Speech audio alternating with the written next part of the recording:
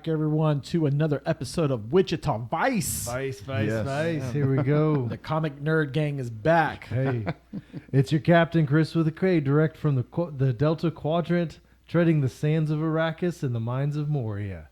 And it's straight from the Fortress of Solitude. It's the off-brand Superman, Marquez Christopher Eason. And this is your host, Carlos. Simple as that, you guys. Simple as that. Welcome back, everyone. Today we got an interesting episode. So before anything, let's go ahead and give a quick pause and thank our following sponsors. Hey guys, it's Chris with a K coming at you to let you know about a couple of my favorite podcasts, Silver Cosmos Movie Review and Wichita Vice. Join us in Silver Cosmos as we go in-depth analysis and galaxy-expanding reviews. And also Wichita Vice as we dig deep into all of our favorite comic book and sci-fi characters and storylines.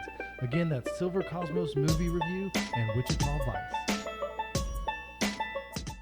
All right, you guys. So we are going to do DC. So we're going to do the DC villains and heroes. And we're going to start off with The Flash. The Flash. So let's talk a little bit about The Flash. So we know he was created by Gardner Fox and Harry Lampert. Mm-hmm. He appeared in the first comic book of Flash Comics, Episode 1 in 1940. Yeah. And I did not know this, but prior, he merged with the DC. So originally, Marquez, can you tell me a little bit about The Flash?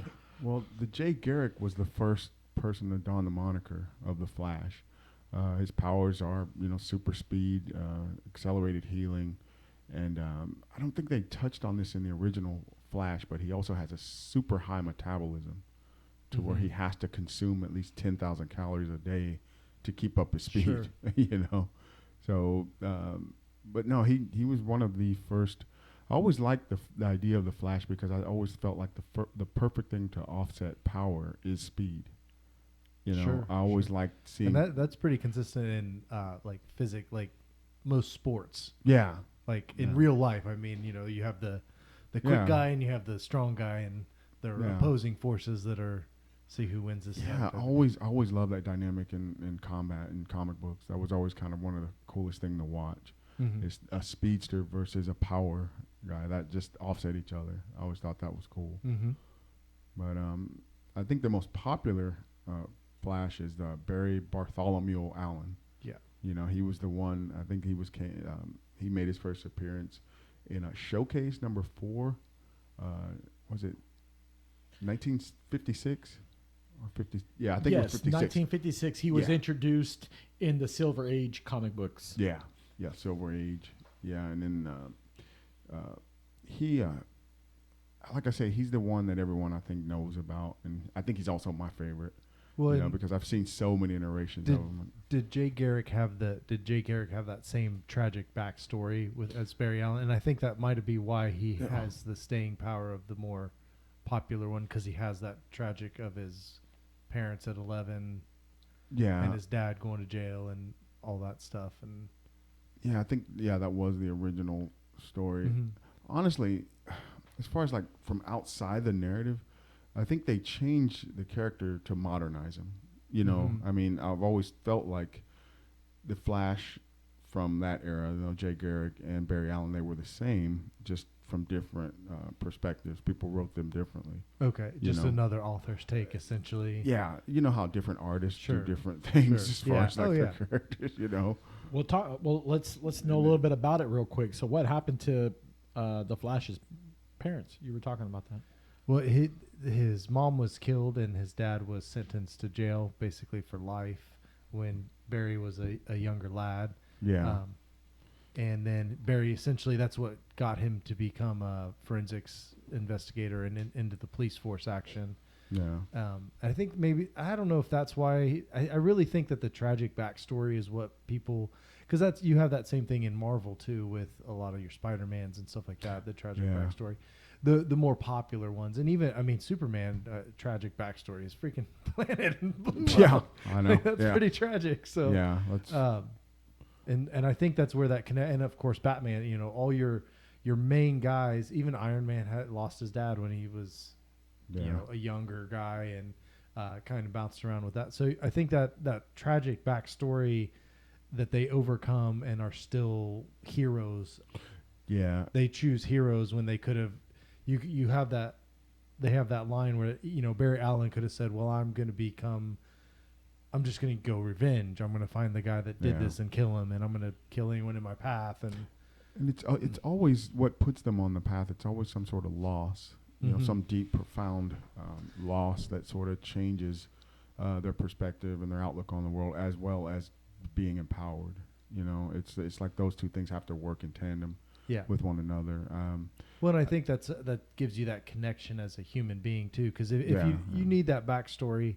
And I don't recall that Jay Garrick's character ever had that full of a backstory. Not really. When you I'm much more familiar with the Barry Allen.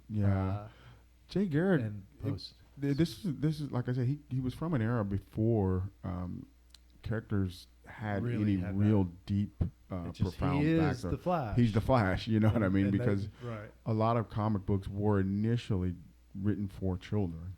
And I think if they would have tried to put a tragic backstory in, not good. It wouldn't have worked. Yeah, you know what I mean.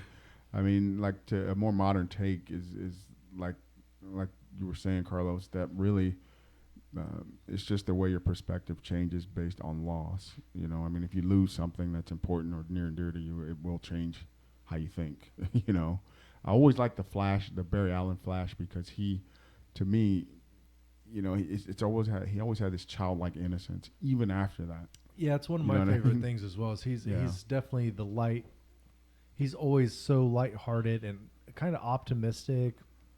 Yeah, at least on the outside, he puts that out there, and he's kind of the silly, funny guy. He's he's not a jokester. He's just kind of silly, awkward, funny. Like this kind of brings to my first issue with the Flash. I don't like him as a comic relief. You don't like I just don't. I mean, no. I mean, the Flash, if he wanted to, he's extremely powerful. I mean, we're seeing right now on the screen and on the show, and in the comic book, he's very reserved with his powers. Of course, he doesn't kill, but I would love to see him come into the fullness of his powers and use his powers. There was a story called Kingdom Come, where he basically could be anywhere at once. He was an agent. He was basically an energy. So fast. Yeah, he was an energy construct that could move faster than light, infinite velocity. Right. But he was, of course, older and everything. But I would love to see something like that on the big screen. That would be kind of the culmination part. I mean, we've got the new movie coming out in towards the end of the year. So yeah. Maybe that becomes if it takes off well and looks good, maybe they make it a trilogy and he really gets and he can really get and experience the fullness of this. Because I felt like in the Justice League, which I assume it's the same, so moving forward with that character, they're not going to necessarily rewrite his character. He was still wasn't he kind of doing petty theft, if I remember? Like he was just kind of and getting petty criminals and he was just kind of living the edge. I don't know, not really just on and not really doing much with his powers other than just. Okay, I have to ask. I don't know though. They don't get into a lot of. What do you guys think of Ezra Miller Flash? I like him. Really? I think he's got a very dry humor. It's not in. If I can add in a little, if I can interject a little bit. So, for example, before we get to the movie part, let's talk about the show, the one that's currently right now on the CW. Yeah. So, comparing Grant Gustin to Ezra Miller, let's talk at the pros and cons real quick of that Flash. What do you like how they're doing the Flash on the CW? Okay. The pro side. Let's pros. just make that quick. Okay, pros. I love the cast. Yeah. Okay, I love the cast. Cisco, everybody. Grant Gustin, Candace Payton, I believe is her name. Team Flash. Team. Yeah. I'm gonna put it out there, you guys. I'm in love with Candace. She is a very, very attractive actress. Yes. Yeah. She's one of the reasons why I watch this show. Yeah, and Impulse, his children from the future, Excess. I love the dynamic, the father-son dynamic that they all have, the special effects. Some of the stories, I realize they want to stay a little lighthearted. It's not as gritty as Arrow, right? Or as dark as something like that. Well, it's really probably the lightest of all those. Yeah. Well, maybe Legends is the lightest. Maybe but even that one Supergirl. gets a little raunchy. Yeah. Whereas the Flash doesn't get raunchy. like Legends of Tomorrow has some pretty long raunchy. Like they're lighthearted, but they can get adult themed. I guess. Very adult themed. My favorite season, I think, was season 5, the one where he fought Savitar. Which was basically spoiler alert if you haven't seen it. It was basically a darker future version of himself. Yeah, and that was a good. Yeah. I did like that spin.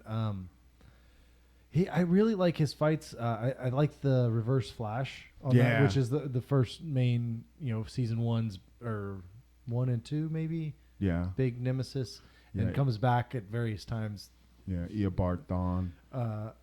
So I really like that. I mean, that's a really cool part of that show. I really like Grant Gustin as the Flash. Yeah, he does a great job. Yeah. I think he's starting to kind of be done with it, maybe. I mean, he's been there for a while. They're doing a great job. I mean, the show is lighthearted, and I feel he portrays the Flash like you said, Marquez, the cast is great. Yeah. Everybody plays their role. He doesn't play an overly silly. Yeah, that's what I like about him. Like he's Ezra Miller is more of the those shucks guy, and Barry Allen's just like the sweetheart. Like, man, everyone loves Barry. Like, right. He wouldn't hurt a fly. In the way when they were bringing in Arrow, they brought in Supergirl and all this team up. He shows he's the bigger heart out of all of them. Yeah, and still that character, he just does a great job. Grant Gustin, but you know how it is when you're doing a normal TV show and then you do the movie. It's different. Yeah, it is. So, and I know we call it the Arrowverse on the CW is kind of the tagline for that whole conglomeration of shows. Even though Arrow's not a part of them anymore, it's still. But I think that really once the Flash came around, that's the one. I mean, Arrow was amazing, but the Flash really opened the doors for everybody to join into this thing that they were making. I think that DC messed up, and maybe they'll fix it in one of these multiverse, but there's no reason they should have been like, this didn't exist. Yeah. Because it's got such a strong, all the series have pretty good writing mostly, and they have pretty good characters for the most part, and they work well together. They've had some good crossovers, I've thought. Yeah. And it's most of them they're just fun. They're just fun. Love the crossover episodes. Those were always just... And of course, they've hit things like Flashpoint, which is huge in the Flash story, and these guys have already tackled that.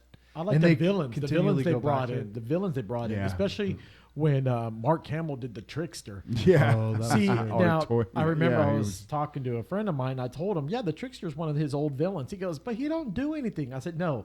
That's why he's called the Trickster, because he knows how to set up the Flash. He did his homework on it. And Mark Hamill did a great job. He did. It looked like he was desperate for cash. Kind of like, hey, what roles do you have? Oh, the Trickster? I'll take it. That was a reprisal. That was a reprisal of his role as Trickster from the 90s. Yeah, it was him. So that's one of the things I did really like about the Flash too, is they really paid homage to what came before them. Yes, they did. And not in a campy way. Like they brought Jay Garrick in when they started hitting the other the other Earths. Yeah, and it's like this connective tissue. You could tell that the CW, they work really hard to keep everything together, to make it all consistent. What and cohesive. I think would be a shame is if they don't at least reference it in the movie. Like show a scene like, they're like as he's flipping through all the multiverses or running past them or whatever, just a quick glimpse of it. Like it doesn't have to be anything big, just like,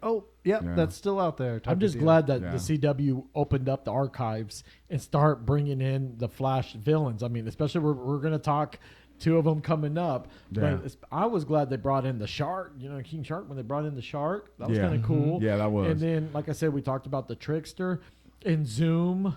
And that was a really good. So Zoom was, because he was messing with him too. Yeah, he was. Because he was the I'm all hurt because he was getting the velocity. The Velocity X, right? Yeah. And he got what's her name to the Doctor Killer Frost becomes Killer Frost. Caitlin Snow. Yeah. Now is Killer Frost? Is she a villain?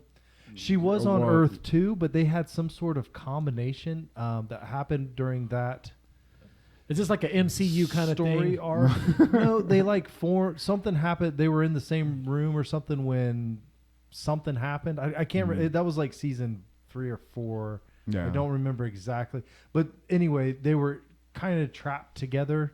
Maybe it was when everything was collapsing during. Yeah, that was. I think it was season 4. Anyway, their persona, because they were of the same DNA, because they're the same person from different Earths. Yeah. They were able to inhabit the same body, and so now that's how that came about with with them becoming one. All right, so now. No, go ahead, Chris. That was in the TV show. Gotcha. Now let's move over to the movie, Ezra Miller. Now, when we first saw him in the first Justice League, hold on. The first one, like the slow. Joss Whedon one. Wait for it. Yes, the Josh Whedon one, and I'm not gonna steal your thunder. Now, remember, for the fans out there are 2 different types. You have the Josh Whedon finish up one. And then you have the straight Zack Snyder. Okay. 99.99% go see the Zack Snyder version. Yes. Because which we know, Zack Snyder, he had a death in the family. Yeah. So he left the project. Josh Whedon, they called him up, said, "Hey man, we've seen the success you've done in Marvel. Come over here and fix it up." It made it more fun, kind of. To me, it was kind of like, "Yay!" But I was like, "Okay, this is not." But that's not how Zack Snyder shot it. Zack Snyder said, "No." But here's the insider. Ben Affleck, they have loyalty to Zack Snyder. Ben Affleck, Gal Gadot, what's his name? Jason Momoa. They got together. They said, "Hey, with all those scenes that we did, let's finish this up." So he went back to the drawing board, and especially with Cyborg, and also talking a little bit more. And they brought in Ares. See, they didn't talk about that. They brought in Ares. They brought in the Green Lantern. They brought in more the people from Atlantis. Yeah. So he said it's got to be darker. And then my favorite, when I saw Jared Leto's Joker, that Joker looks creepy. Yeah, that was the way they made That's that. the way to do it. Good. But Jared Leto didn't want to cut his hair either. He goes, "I'll do it, but I'm not cutting my hair." I was like, "Hey, whatever works, right?" Yeah. But okay, so now with Ezra Miller in this one, now we know it's November of 2020 of this year, 2022, that his movie's going to come out. There's going to be a lot of key actors coming back. We have Michael Keaton as my favorite Batman's coming back. Original. Ben OG Affleck is there. Gal Gadot is going to be making an appearance. And also, we did not know that Supergirl is rumored to be in this movie as well. Is it the one from the series? No, this is Sasha Calais. Oh, I thought Sasha Calais doing the new. She's in. She's known to play Lola Rosales in Young and the Restless. You know, you watch that. Don't deny it, Chris. Don't deny it. This guy here, he watches Can't a wait soap to see her opera. on big screen. Yeah. No wonder he'd be taking long lunch breaks. This guy. But anyway, so now go ahead, Marquez. Now comparing to Ezra Miller, what do you like about the Ezra Miller Flash? Oh, I love his costume. I mean, I love all the little wiring and the little harnesses that keep everything together. It's a little more techno-y. It looks like it's built for speed. It actually looks like it was, when they did the crossover episode where he actually was face to face with Ezra Miller and Grant Gustin's Flash. He actually noticed that. He said that, look at this weaving. It's so, it's heat resistant. It has all it looks like That's what I mean. I hope they do the reverse for him. You know what I mean? Like, And like I say though, aside from that though, guys, the Ezra Miller Flash, it just didn't grab me though, guys. I thought that the animation of him running was just a little weird and just it looked discombobulated. The way he would throw his legs out, I was like, "What is it?" I thought something was wrong with it. It did look a little odd. I like, hope they clean that. Yeah. It was almost like it was a slow motion. Like maybe he's moving so fast it looks slow, but like you said, like it was a weird stride. It didn't look like a natural stride. Yeah, because Grant Gustin, his run, it's almost like a track. In fact, Grant Gustin, he's built like a track. He is runner. He's built like a distance long runner. and lean, and that makes sense. You would think someone with that runs high metabolism would definitely be lean and exactly. And Ezra Miller's Flash, they went for a more almost like an aircraft, like a jet fighter look. That they incorporated into his. Well, costume. it's definitely a more rustic, it's a darker look. The Grant Gustin's one's more of a red, red streak. Yeah, brightly colored. Right, and that has the bright yellow to pop on it, and I would love to see a Reverse Flash with that kind of costume, with that setup. Of the Grant Gustin, Ezra Miller's costume. Yeah, I would love to see. We might. Yeah, that'd be awesome to see. And probably not in this one, but it could definitely be if they make multiple. Could definitely be. Reverse Flash is a pretty important guy to fight eventually. Warner Brothers is going all out because they know that they have to compete with Marvel. Marvel's going to be coming out this year with a lot of heavy hitting movies. So, so the Flash is going to be their staple. They need to start building some continuity because that's the only way. Otherwise, they can just do a couple trilogies every now and again, standalones, and Well, we know, like for example, that doesn't hit the same way as these massive. Well, like Aquaman. Aquaman is coming up with their sequel, so hopefully they figure something out. If there's a way, if put the money on the table. And just say, hey, you guys, we're gonna make this right. If Zack Snyder can just bring everybody in, just bring in and say, okay, hey, because Ben Affleck already said this is the last Batman he's doing, and he's not doing it no more. Okay, fine, go somewhere. No. We'll just go ahead. Just don't put in Robert Pattinson. Just leave him. Let him do his. Everyone's saying he's looking pretty dang good. I keep hearing that. But I just don't like him there. I will too. I'm not sure about this one. I'm still. I'll take Michael Keaton. We'll just take Michael Keaton. But it does look more stylized of that Tim Burton early. Yeah. Of that dark. Everything's kind of that dark. Yeah. All the sets and that's the one that I'm sorry, I don't mean to cut you off. No, the one reason, Carlos, I'm hopeful for this new Batman is the atmosphere. Yeah. The tone. That one of my biggest criticisms of Christopher Nolan Batman was Gotham City had no tone. It wasn't dark. It was just like like New York. I always felt like Gotham City in and of itself should be like a character. He did go to China, didn't he? And it typically is in most of the Batman stories. It is its own character. Like the Tim Burton ones where Gotham was definitely its own character. It was, and very different from 1 to 2 of those. Like the Joker's Gotham and Penguin's Gotham were both very different, but both very spectacular. But we're getting off base with all this Batman talk. We gotta get there. We gotta get to the show. That was one, and then if you would have started talking about Batman Forever and Batman and Robin, I would have pulled the mic on you immediately. All right, so let's go ahead and and we will talk about Batman. Back to Flash. I did like Ezra Miller's in the Justice League Zack Snyder cut.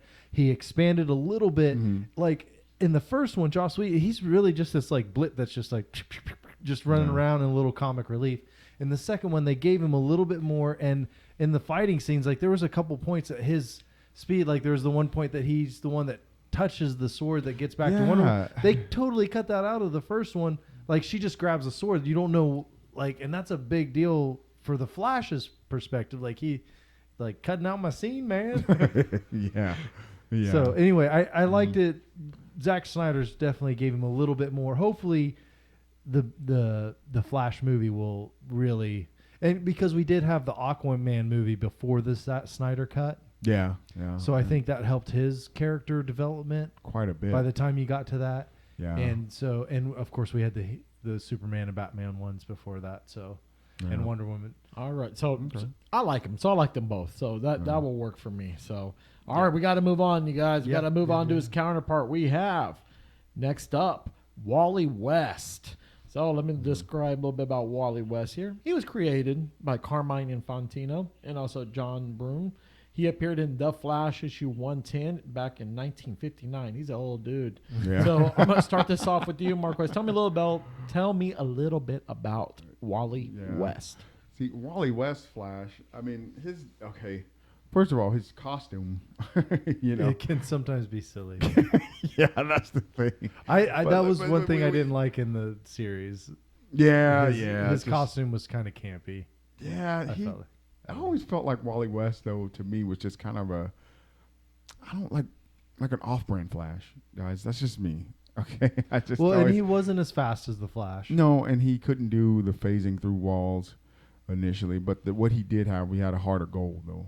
Yeah. He was always, that hopeful, optimistic. He always had, just basically, he was a guy that has everyone's back. He tries to be there for everybody, and unfortunately, that stretches him really thin.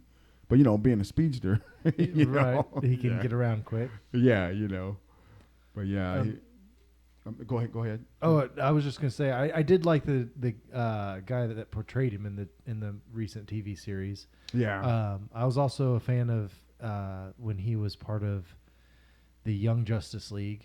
Yeah, that was animated cool. Series. And Yeah. that he, if I recall, he got taken out in that and kind of shook the whole, like later on in the series, kind of shook, like Yeah. he got killed. Crisis on Infinite Earths, he was killed. Like he's often the one that, because everyone loves him. Yeah. He sacrifices himself, and then everyone like, let's do it for Wally. Yeah, and that's actually This one's for you, Wally. motivational thing. Yeah, he might be one of those characters that kind of, but is he kind of a sidekick to? He would say no, but Right. yes, he is. Because He's he's a not sidekick. right. He's a sidekick to the Flash. You know. Well, that's he what is. the Young Justice was, all the sidekicks of the pretty much. their Yeah. grown up.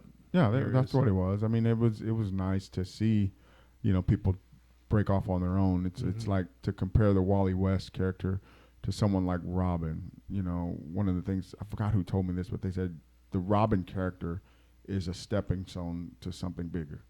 You can't be Robin forever. Right. You can't be what Kid Flash was what they call him. Right. You can't be Kid Flash forever. So 'Cause you're not a kid. yeah, exactly. So seeing Robin progress to Nightwing, I thought, and seeing Wally West Flash go from Kid Flash to the legitimate Flash. That I thought that was cool. I see. So it's kind of like comparing the artist Little Bow Wow to Bow Wow. Yeah, pretty Something much. like that. You don't want to be little, but Little John is still Little John. He's Big Old John. but he's still like there's a singer guy called, his name is Babyface. Yeah. And I remember he was around back in the early 90s. He's Yeah. got good music. And So for I'm the like- audience I'm out like, there, wow, who- that guy, he wrote awesome music. But anyway, Yeah, so how long is he going to be Babyface? He still is. I mean, man. should he change his name? got some good lotions and creams and stuff, I guess. Are you trying to venture off your side business, Chris? we cannot I do wish I had that. one. Yeah. Brought to you by Chris's Cream and But I would have liked to see guys Wally West kind of develop like his own signature power. That's something I want to see the speedsters do. All have like their own signature ability that only they could do. Like say they can manipulate the Speed Force in ways that others can't, or something like that. I would love to see something like come of that, especially in the movie. Gotcha. Okay. He'll definitely, I think, develop, because all we've seen him so far do is basically be really fast. We haven't seen him do anything like throw lightning or phasings or any of that cool stuff that the Flash does. Yeah. So I would guess we're going to probably have a little origin coming out with some learning stuff. So I've got a lot of catching up to do on the Flash as the later seasons progress. Does Wally have a lot more time invested in the show, or no? He just makes. I think appearances. the actor maybe had something, then he kind of left the CW eventually. Wally goes. I wish he would have stayed on DC. I loved him on Legends of Tomorrow. Yeah, I thought he fit me in too. really well with that crew. Yeah, me too. And he was on that he was only there for maybe half a season. Yeah, I feel like he's. But I thought he was good there. But he kind of, I don't know. There was a couple I've seen. I haven't seen the most recent season that's currently out, but I know that there was a couple times where they call him and he's meditating on a mountain. Yeah, I remember that. Yeah. Okay, like it's just a quick shot of him sitting meditating, and they're like, "Okay, see you later, I guess." Yeah, he's trying to find himself. I mean, the world's gonna die, but go meditate, I guess. Yeah. Which they kind of pushed him out a little. Well, and like I said, I don't know if that was the actor's deal or contractual deals or what going on with that. Well, one of the things, like one of the issues you have when you have multiple characters is giving them all enough screen time. Sure. And if you keep adding characters, it's and that's what I mean. Like they're like, we're not going to really pursue the Wally West angle. Well, because they had brought in the Elastaman, and Cisco had Ralph powers, Dibny. Caitlin has powers, and it's like and then Excess and Impulse, right. Like how many speedsters do we and need? occasionally Iris will get Barry's powers. Yeah. And it's like, okay, wait, okay, everybody can't have powers, you know. So that is, there's something that they do that because she can like, okay, I'm going to go do it yeah, and take the powers. It's yeah, it was just it was after they gave creation to the new Speed Force after season 6. Yeah, where his mother, because she is now the mother of Speed Force. Yeah, and there's a Still Force, Sage Force, and the Time Force, I believe, and they're all individual. Strength Force. That's why I like the series, man. It really gets into all the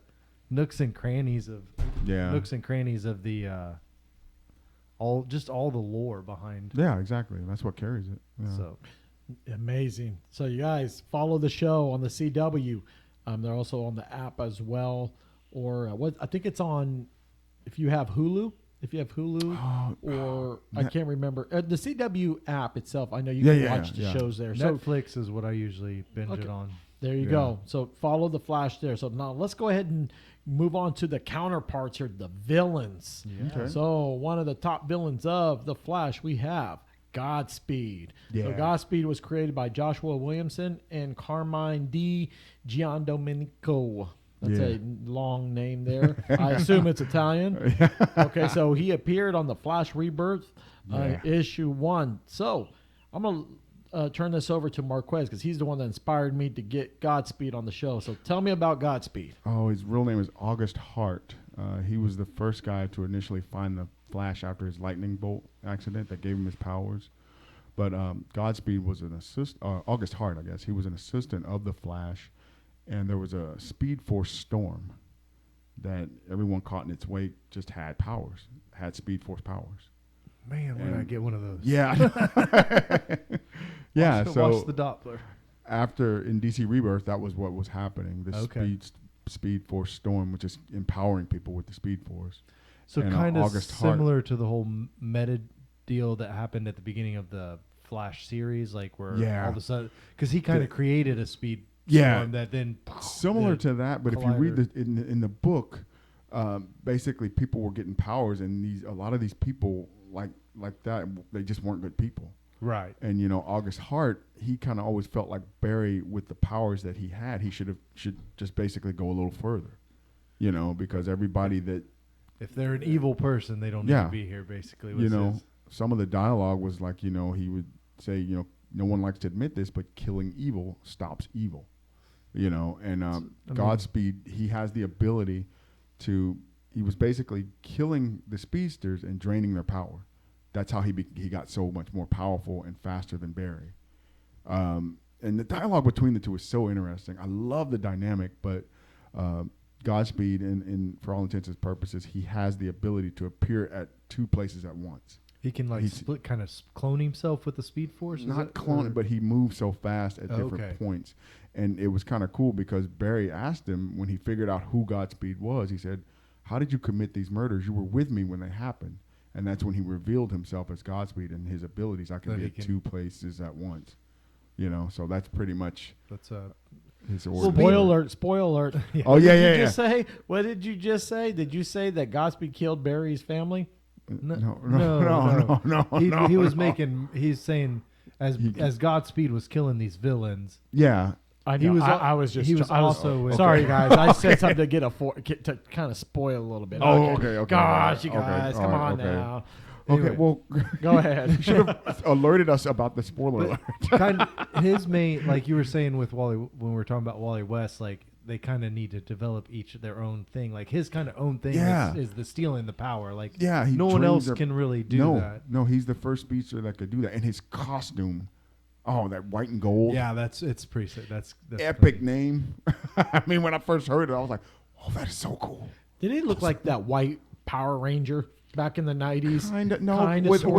Without the tiger stripe. Without the there. tiger stripe thing, no. Because that white Power Ranger was kind of like, wait, what? I was like, okay, how many colors are we going to make that? And somehow it's still menacing too. Like they're still.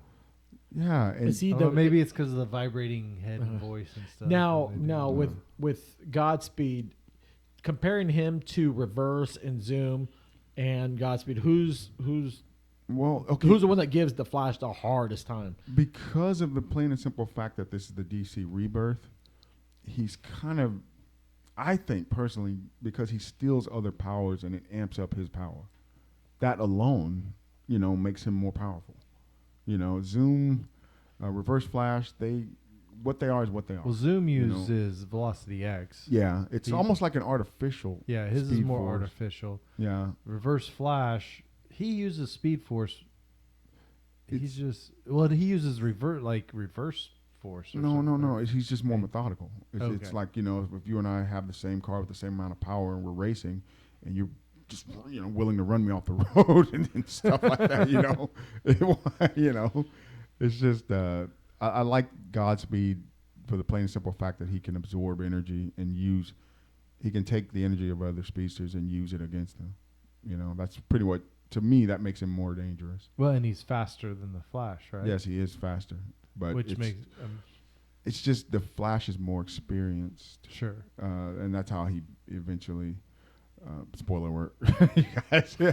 No, it's like using the racing analogy. Mm-hmm. Again, if I've never raced, even though I have a more powerful car and you've raced most of your life, you'd beat me because you know the limitations of what you're doing. Right.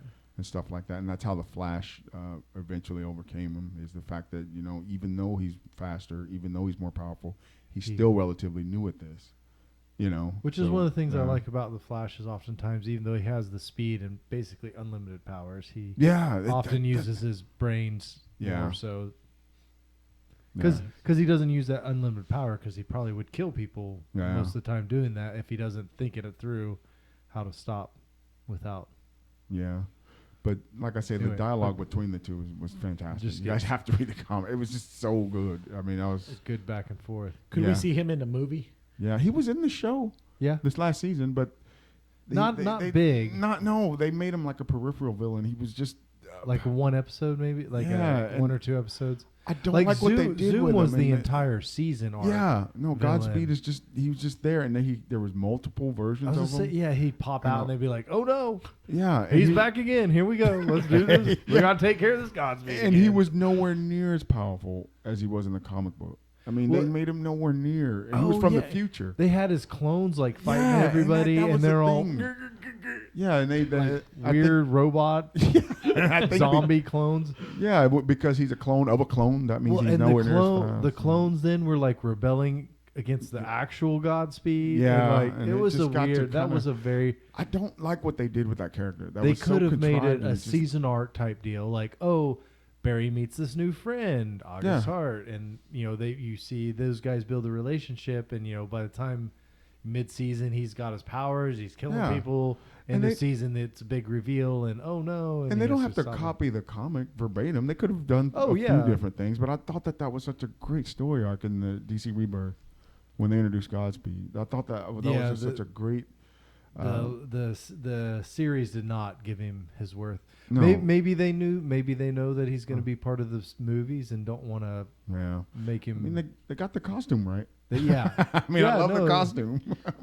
And that's why I'm thankful that they invest in the movies more of the costumes in the shows, because in the shows it's like, okay, it looks normal. Yeah, because of a budget. And that's one of my the cons of the Barry Allen, Grant Gustin Flash, is sometimes the special effects for me, guys, it's just I'm like, ugh.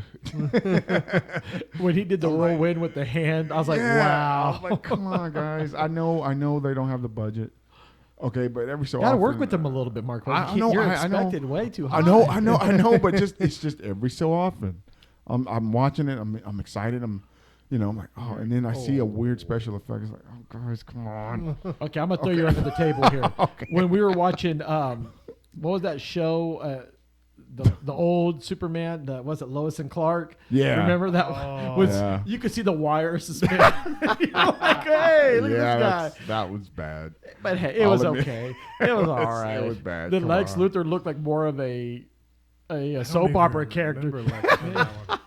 Yeah, I remember a couple episodes there. He's all being all suave. I used to watch it when it was first out in the 90s. Terry Hatcher.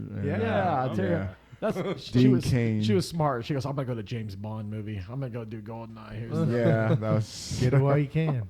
Yeah. All right, so let's go ahead and move on to the next villain, and this is he's one of my favorite villains of the Flash, Gorilla Grodd.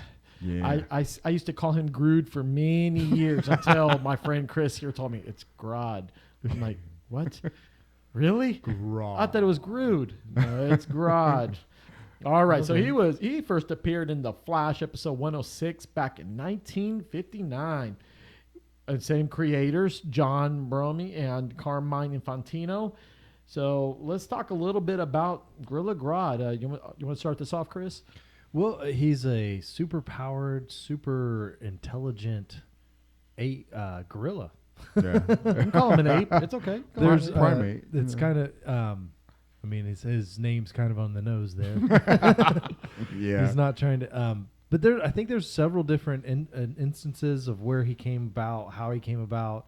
I think the main comic book history of him is he came into contact with an alien, I believe, spaceship that got, or maybe it was just a meteor. Yes, but it was a spaceship. It was a spaceship. It was a spaceship. Okay. And that's how he gained his super intelligent powers. And really, well, that's his. He's got super intelligent mental powers, and then he's a gorilla. Yeah. Yeah. But then in the CW, we've talked a lot about the CW Flash. In that version, he is he's experimented on by Star Labs. Yeah. For who knows how long. Gains that intelligence through that, and also I think it is bigger because of that. Yeah, he's a much little bigger. more super powered. Then I know I've seen some cartoon episodes of him where he's like there's that gorilla place in the DC where Gorilla City. Gorilla City, Yeah. and they're always fighting because he's always trying to take over Gorilla City, and they're like, No. "No, you're just a mean guy, man. We know you're smart, but we're smart, Yeah. and you're just mean." Well, and So I'm glad you brought that out because in the city of Gorilla City, now he is also gains intelligence. Solovar is his counterpart, the yin to the yang. Yeah. And Solovar is more compassionate. He's really into, He's hey, like- I'm all about my gorillas, and we're going to stay here in Gorilla City. But Gorilla Grodd, see, I said Groot again, watch out. Gorilla Grodd wants to branch out. He wants to expand his horizons and say, hey, you know what? I don't want just, I like in the show, no more bananas. Yeah, that was weird. Yeah, This guy, he didn't went like from bananas. he went from bananas now to banana splits. Now banana. I mean, this guy's taking it to new levels we weren't ready for. Yeah. But the reason why, Chris, I like Gorilla Grodd because goes back to Super Friends and the Justice League. Yeah, he was always that guy in the corner. Like, what is that big ape doing? Like every time Lex Luthor's running the show, it's like they're all talking. He's just right there. He's just this big old menacing gorilla just standing there looking. Like, are you gonna vote? You're gonna talk? You're gonna do something? Get out there, do something. But ever since then, I watched him kind of evolve, and especially when the CW brought him in, I was so excited. Yeah. I just like him so much because he does challenge the Flash in different ways, especially with his mind mental control. the mental capabilities of he's a tactician. He uses telepathy. I mean, he's a brute force. Now, in the newer versions of Gorilla Grodd, he gains knowledge from us by eating their brains.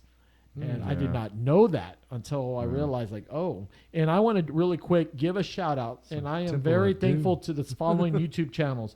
I want to give a shout out to Watch Mojo, also Comic Explained, and Emergency Awesome. I want to thank you guys. Thanks, guys. Because without you guys, I'm going to shoot you straight. I don't know too much of everything, and I have to go back for references.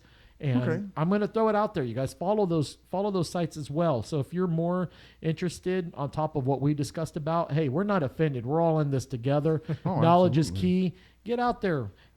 Follow these guys. Go to your local library or go talk to us. Write us, send us a comment, ask, and we'll do the research for you. Hey, we'll go the extra mile for you.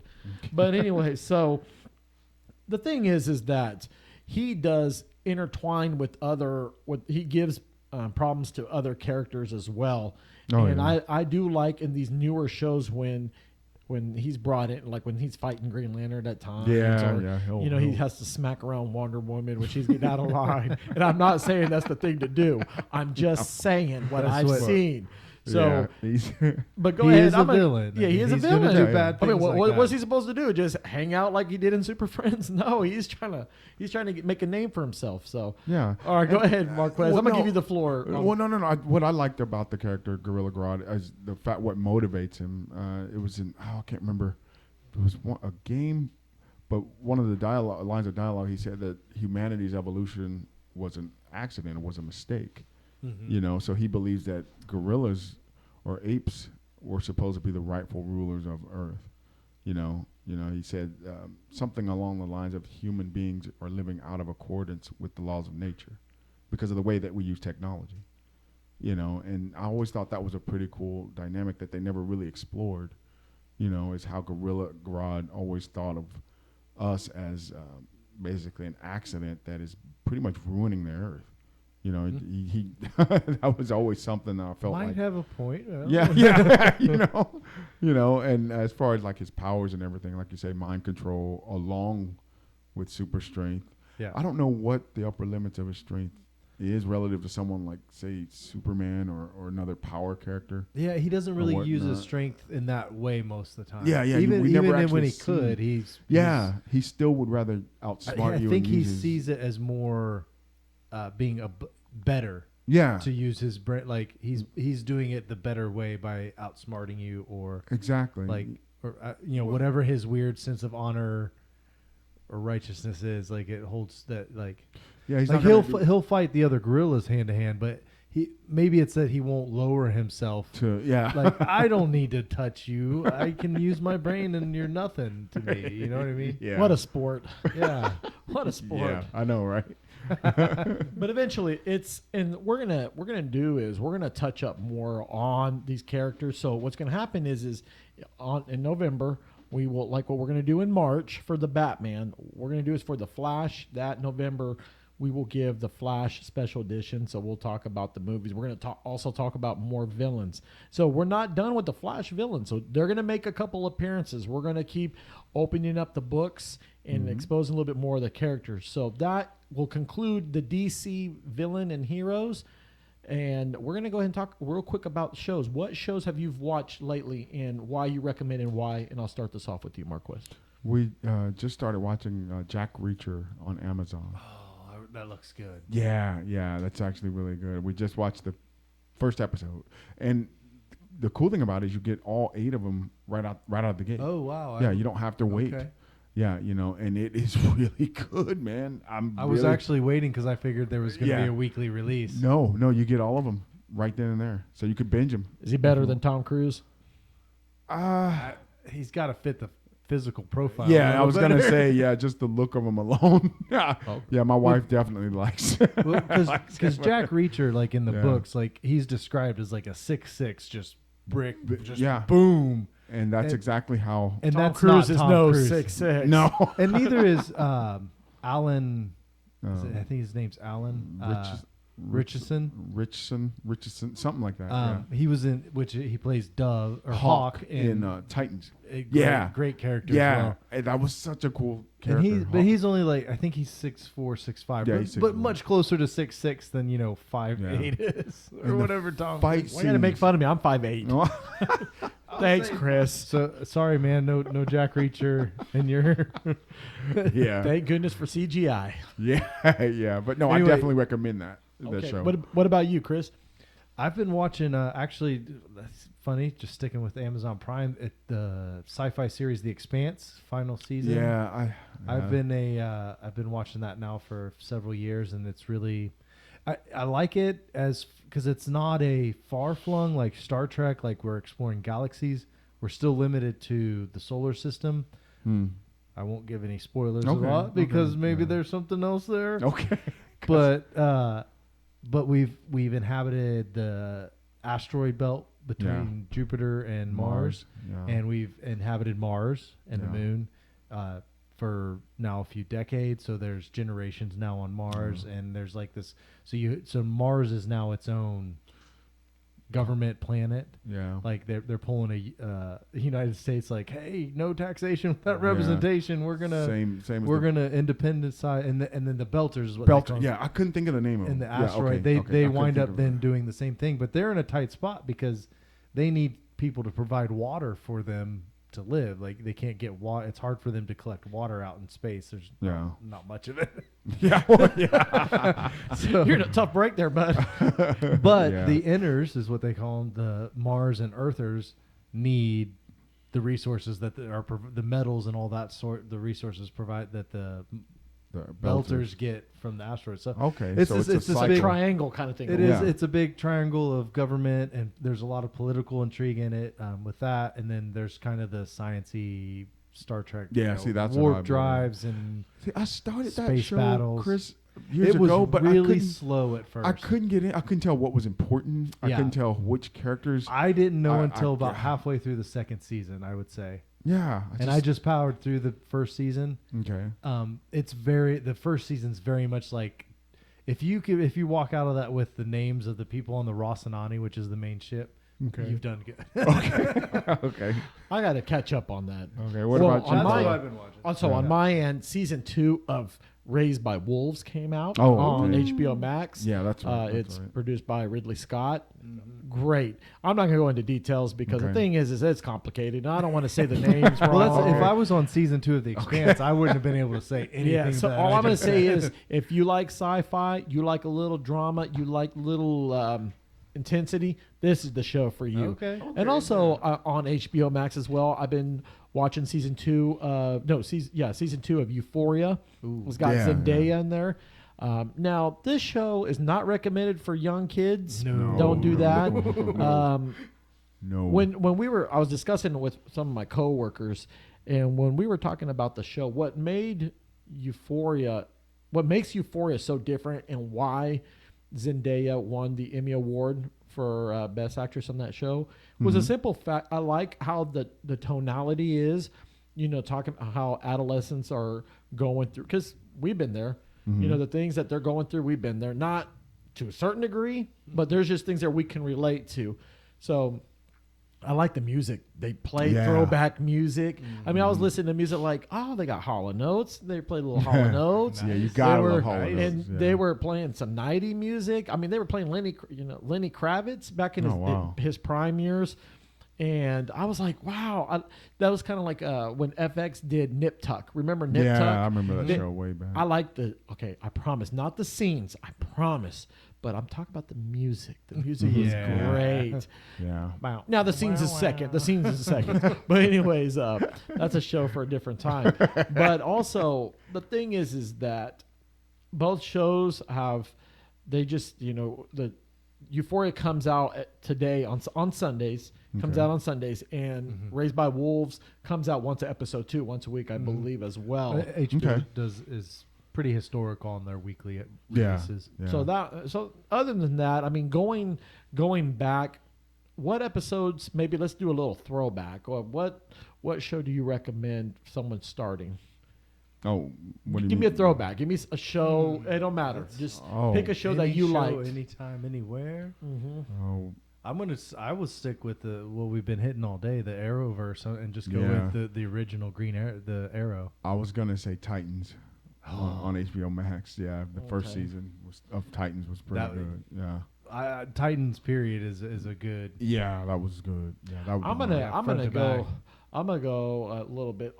I followed the Shield a long time ago. Yeah, I did too. I watched a show called The Shield with Michael Chiklis in it. Yeah, that was. Yeah. No, it's been a while. That was bad. I watched the last season of that. It was a great show towards the end. It was Walter Goggins. He stepped up big time from that show. He did. So in that show, it's about a corrupted cops, the strike team. Yeah, and L.A. You see what in L.A. the farm. It's they call it the farm, and you deal with you deal with the gangs, corrupted politicians, and so this is a good show. Also, another show that if you're into political drama and intrigue, House of Cards. Now we're talking about. I heard the original show is pretty good, but I watched the Robin Wright and Kevin Spacey House of Cards. Yeah, that was a good show. It did drag it in because of what the scandal that what happened with Kevin Spacey. Yeah, they had so the last quick season change there at the end. it was a lot of shakeup, and Robin Wright, she produced as well as others that went in. There was a change in the story, but the first 2 seasons of House of Cards, phenomenal. But we will do is we will gear towards these new shows that we're going to be doing. Like I said, we just did the Cutting Crew. So follow that. We did a little recap of 2021. We will also have a Super Bowl preview for sports, fellas. Don't forget to yes, and Chris's team is in the house, the Cincinnati Bengals. So, and then also shout out to all the LA Ram fans. So we will talk about the preview of the Super Bowl. We're also going to do Silver Cosmo movie reviews. We're going to do one of Marquez's favorite movies, Escape from New York, and also Big Trouble in Little China. So we merged it into a Kurt Russell Silver Cosmo movie reviews. Yeah. Okay. Yeah. Are those going to be separate or together? No, they're going to be together. Okay. So we're gonna split that up. Also, tune into the next episode of Wichita Vice. You'll find out who's the next characters we're going to be doing. And last but not least, we got Eric's Fly Fishing Adventures. We're getting that up and going. And also we are doing packs and stacks. So for all the fitness buffs and gurus and all the nutrition, all the people that are involved in the fitness world, this is going to be your show. And we also have Los and Pat Backstage Heat. So if you're into the wrestling, if you're into the wrestling, and that's going to be your show. So other than that, we want to conclude from the top rope. He's getting all excited. Any shout outs, Chris, before we go? Oh, just a shout out to the crew in the back and the guys putting our stuff on the internet. Thanks, guys, and everyone out there. Hope you like it. If you do, make sure you hit the like and subscribe buttons. Yes, thank you. Same. Oh, that's it. That's wow. You guys are so much more better. You guys are so much more creative than I am when it comes to that story thing. I'm sorry.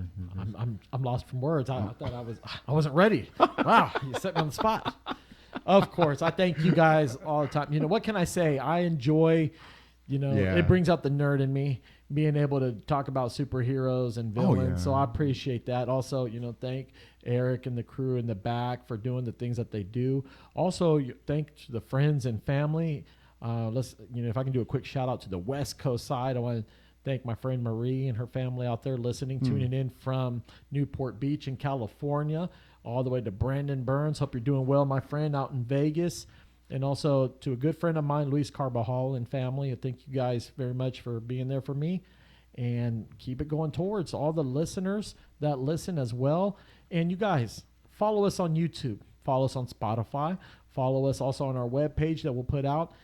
And if you guys have a hero that you want us to talk about or a villain, shout us out. Tell us what you want us to talk about. And we'll put it out there and we'll dedicate it to you. So we're here for you. So we look forward to hearing from you guys to the next episode. We are out. Thank you.